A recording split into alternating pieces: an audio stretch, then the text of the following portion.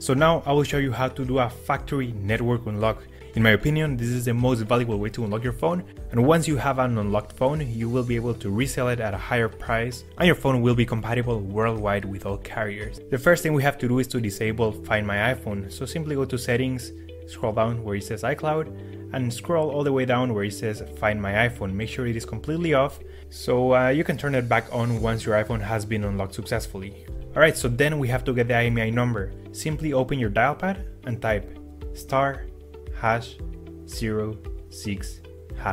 So as you will see, your 15-digit IMEI number will appear. You can also find this number on the back part of the box of your phone or also in the SIM card tray. Alright, so this is by far the most important part of the whole unlocking process. Now keep this number somewhere close as we will need it in a few seconds to unlock this phone. Alright, so now we're gonna use the computer. iTunes saying congratulations, your iPhone has been unlocked. Boom, there you go guys, your phone is now fully factory unlocked and now it's compatible worldwide with all carriers. You should get a full signal on your new carrier. And that's it guys, that's how we unlock an iPhone 7. That's all for today guys. If you have any questions, just leave me a comment and I'll try to help you as soon as I can. By the way guys, we're also giving away a free iPhone 7, completely sealed, brand new phone. You can find the instructions on how to enter the giveaway in the next video. Thanks for watching guys, take care. Ahojte, tu je Lucka, vítajte pri mojom ďalšom videu a toto video bude o mojom mobile. Alebo inak povedané What's on my phone a vy ste si strašne dlho pýtali toto video, chceli ste vedieť, aké aplikácie používam, ale ja som ho stále odkladala, pretože ja mám v mobile a v notebooku a všade strašne veľký bordel, mám tam aj veci, ktoré vôbec nepoužívam, mám tam tisíce fotiek, lebo som lenivá si to pretriediť a urobiť si tam poriadok. Ale teraz som si kúpila nový mobil a nainštalovala som si tam tie najlepšie aplikácie, aké poznám a tie, ktoré najviac využívam, tak som si povedala, že to rovno natočím. Ešte na začiatok poviem, že mám na sebe takéto úžasné tričko.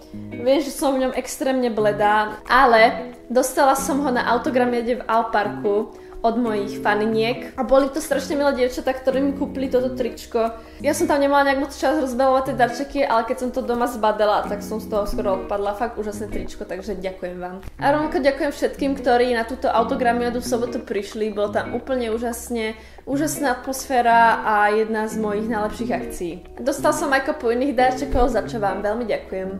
Ako som už spomínala, mám nový mobil a je to iPhone 7. Je to vo farbe Rose Gold, takže taká rúžovo-zlatá. Teraz na začiatok vám poviem pár informácií o tomto novom iPhone, ale asi už všetky viete, ale iba tak stručne pre tých, ktorí sa v tom moc nevyznajú. Takže došli v takejto krabičke a dizajn majú úplne úžasný, minimalistický, fakt super.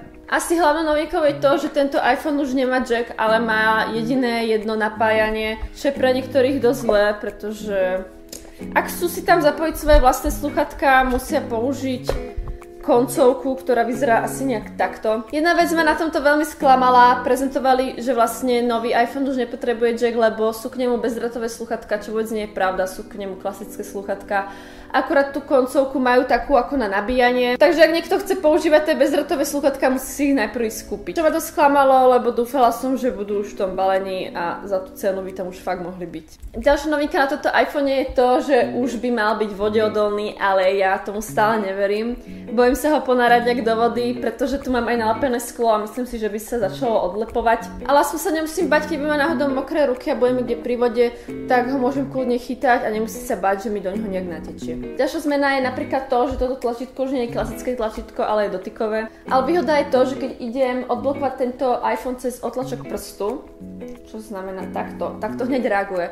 Lebo na tom predchádzajúcom iPhone som to mala tak, že vlastne to som aj nepoužívala. Vždy to aj tak odo mňa vypýtalo bezpečnostný kód, ktorý som tam mala nastavený a vôbec som to nejak nevyužívala a teraz to fakt funguje. Ok, dosť veľké cenie toto video je hlavne o tom, čo mám v mobile, takže idem vám to konečne ukázať. Takže na prvej stránke mám zoznam aplikácií, ktoré najviac používam, teda najčastejšie. Čiže Facebook, Messenger, WhatsApp, YouTube, FaceTime, potom tu mám prekladač, ten sa vždy zíde, Snapchat, Google Maps, ten používam, keď šoferujem a niekam sa potrebujem dostať. Je to fakt super navigácia, používala som rovnako aj Waze, ale mne tento Google Maps nejak viac vyhovuje. Ok, môžeme prejsť na druhú stranu. Ja tých aplikácií fakt nemám nejak veľa, pretože ja som väčšinu času na Instagrame, Facebooku a podobne. Takže prvá skupina sú tu doplnky a to sú aplikácie, ktoré tu už boli, ktoré vlastne ani poriadne nepoužívam. Potom sa presúvam do skupiny aplikácie a tu už je to trošku zaujímavejšie. Mám tu napríklad skener, takže keď potrebujem niečo oskenovať, si to iba otvorím a odfotím a ono mi to vlastne dá do toho formátu do PDF-ka. A nemusím už vôbec niečo riešiť, že dáva to do nejakej tlačiarne a tam to skenovať, čo je pre mňa veľmi uľahčujúce. Ďalšia aplikácia je Tasty. Každý, kto má Facebook, podľa mňa tam Tasty má, alebo aspoň sa mu tam zobrazujú videa z Tasty.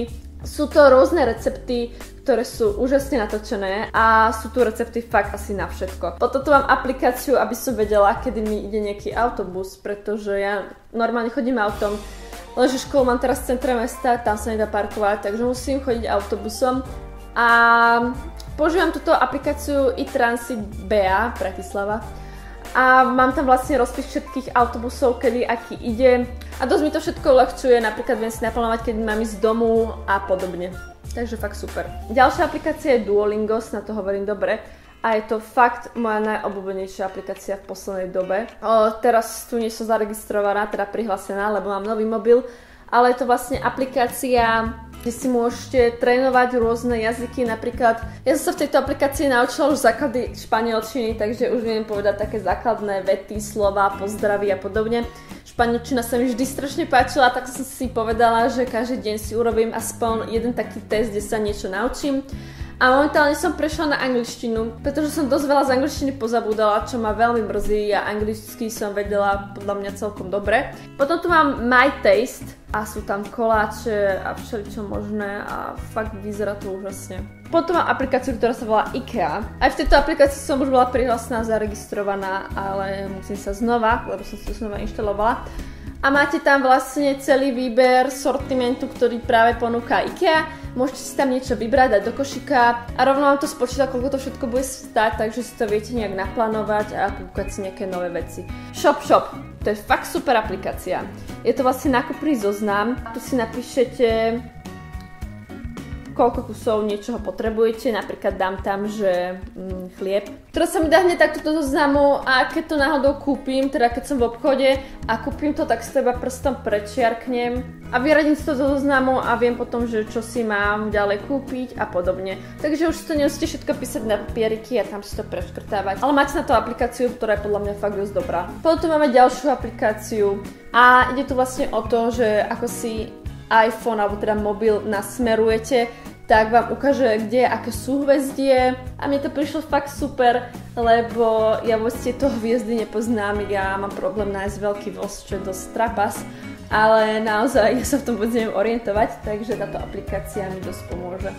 A mňa takéto veci veľmi bavia, ako sú hviezdy a podobne, rada to skúmam a čítam si o tom, tak som si to nainštalovala. Dobre, potom máme layout a ten asi poznáte z Instagramu. Rozdelím tam fotky do niekoľkých rámikov. Potom je tu Craftsi. Táto aplikácia je celá o DIY, takže ak potrebujem nejakú inšpiráciu na video, tak si tam pokúkam nejaké nápady.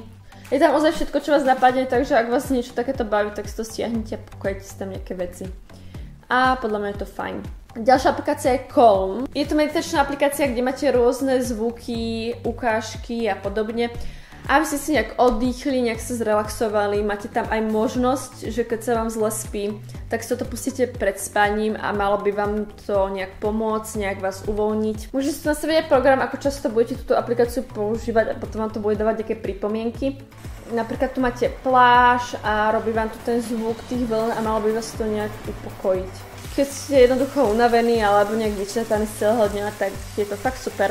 Ok, potom tu mám Pinterest, je to aplikácia, kde tiež asi úplne všetko, sú tam rôzne nápady. Ok, teraz sa mi akurát asi 5 krát za sebou prerušilo nahrávanie obrazovky, zistila som, že keď zapnem nejakú hru, ktorá je na ležato, tak tá aplikácia mi to úplne vypne a prestane nahrávať. Takže vám tie hry asi iba opíšem. Ja ich tu mám veľmi málo, ja moc hry nehrávam a niečo vlastne hrávam na počítači je Sims. Ale mám tu aj nejaké hry na mobil a to je napríklad Daddy Long Legs, pri ktorej podľa mňa aj stratíte nervy. Ale mňa to celkom bavilo. Ide tu o to, že ovládate nožičky tejto príšerky a musíte sa dostať za určitú hranicu. a potom dostávate body, dáčeky a podobne. A je to fakt dosť ťažké, ale mňa to jeden čas veľmi bavilo. Potom tu aj slovíčkarenie, čo online hra, kde luštíte krížovky a teda také vlastne 8 smerovky. Smash Hit je gulička, ktorá preraža rôzne sklá a vy ju ovládate. Sims, to asi poznáte. Hungry Shark je moja obľúbená hra. Máte tam žraloka, ktorý požiera ľudí, ryby a podobne a tak zbiera body a rastie. Mňa to veľmi bavilo. A Hollywood Story, to je táto posledná hra, to je úplná závislosť. Máte tam vlastne takú modelku, ktorá chodí nakupovať, chodí na rôzne prehliadky a podobne. A v tejto hre sa mi veľmi páčilo, že napríklad aj v tých butikoch, ktoré tam sú, teda tie obchody, kde môžete si nakupovať oblečenia a podobne, sú od reálnych dizajnérov. Takže sú napríklad šaty, ktoré mala Beyoncé na predstavení a podobne, takže ma to veľmi bavilo. Ďalšia kategória sú cvičenia, mám tam rôzne cviky na zadok a brucho, to vlastne cvičím najčastejšie. A tomu vlastne neviem čo také povedať, sú tam klasické cviky. Máte tam aj trénera, takže on vám tie cviky všetky ukazuje a mám tú aplikáciu veľmi rada. Potom tu mám Uber, klasický taxík a hudbu. OK, takže to by bolo asi k tomuto videjku všetko.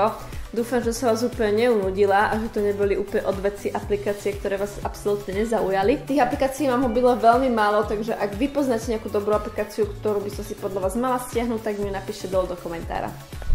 To by bolo asi na dnes všetko, dúfam, že sa vám toto moje videjko páčilo. Ak áno, tak mi dajte like, budem veľmi rada a ja sa na vás teším opäť na budúce. Majte sa krásne a ahojte!